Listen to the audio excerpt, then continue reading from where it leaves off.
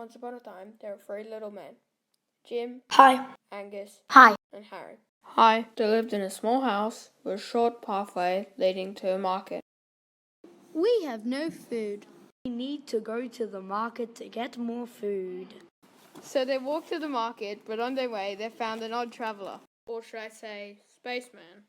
Plant these seeds. This is a small step for man, but one giant leap foundation for mankind. The boys returned home and planted the seed in their yard. The tree grew like any other casual tree would.